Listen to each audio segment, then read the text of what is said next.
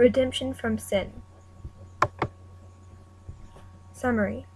Amir, a Pashtun who is privileged in the Afghan caste, grows up alongside Hassan, a Hazara, who are underprivileged in society.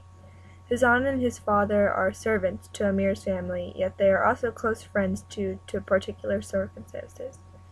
Amir and Hassan start as close friends. Later on, Amir takes advantage of choosing when to be Hassan's friends for the reasoning of subconscious jealousy and hurts Hassan deeply, which alters the rest of Amir and Hassan's lives. Hassan and his father leave Amir's family eventually, and Amir and his father leave for America.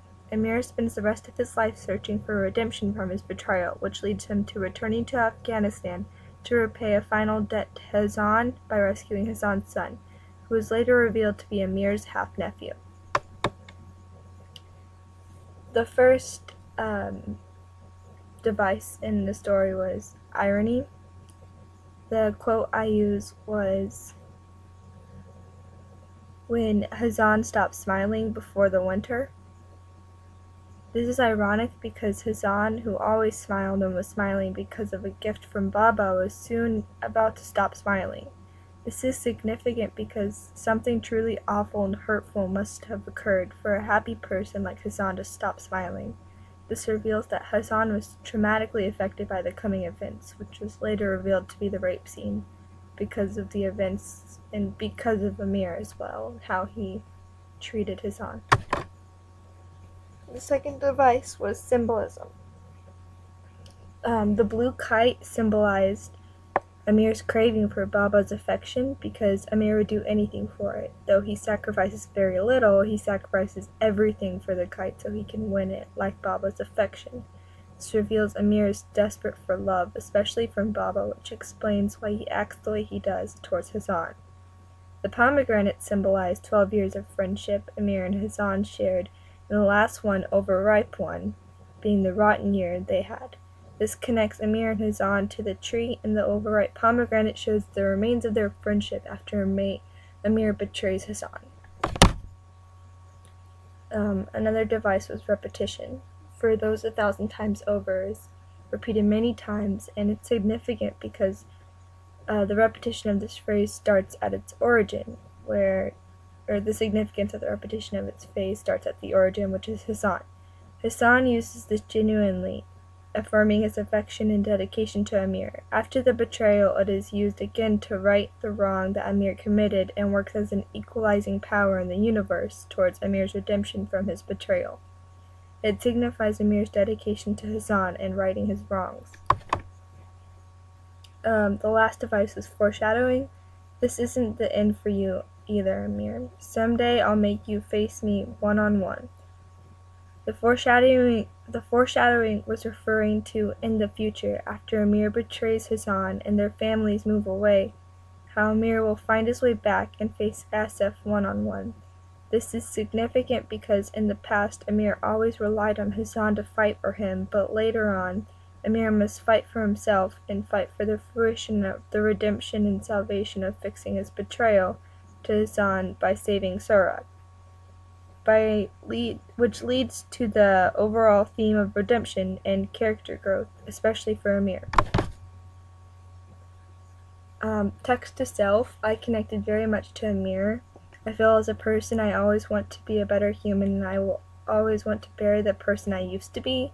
It's very easy to forget who you want to be, and I think this is significant with the human condition in that humans will always search for redemption to be a better human. Text to text, the broken heart and the kite runner are quite similar in that love in the broken heart is demonized and personified as a monster from the past, which is exactly what Amir does to Afghanistan. This is significant because it reveals that the pain and trouble from the past follows the future until redemption or acceptance can be attained. Current events happening are quite obvious here. Immigration is a big issue, and it was a bit of a deal in the Kite Runner. Like in the Kite Runner, many people are trying to flee war-torn countries in search of a better life and to bury their past lives like what Amir did. This is significant because there are always going to be people who destroyed pasts, even if it's war-torn homelands or bad family history. Everyone wants to bury their past. The settings were in America and Afghanistan. They were different with the characters. When times were easy, the setting was laid back, and when times were tough, the settings were chaotic, with war breaking out. The settings were the same in that Afghan society never changed much morally or with their values. The setting expressed conflict throughout the story by matching either chaos or relaxed. At the beginning of the book, Kabul was relaxed before the Soviet takeover and Taliban control, but in 1978 everything changed and Afghanistan became war-torn. Then in America, everything again was calm until 2001 when 9/11 occurred, which was because of the Taliban. My favorite quotes were, "When you kill a man, you steal a life. You steal his wife's right to a husband, rob his children of a father. When you tell a lie, you steal someone's right to the truth. When you cheat, you steal the right to fairness."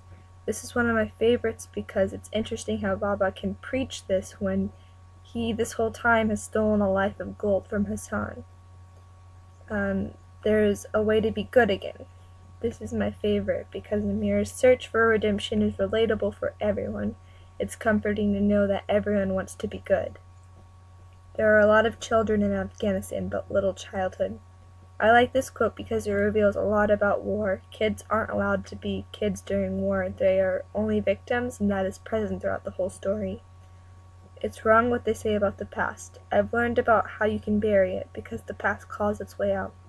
This is one of my favorites because it is the approximate point of the story where Amir begins searching for redemption and where he tried to fix the crappy person he became.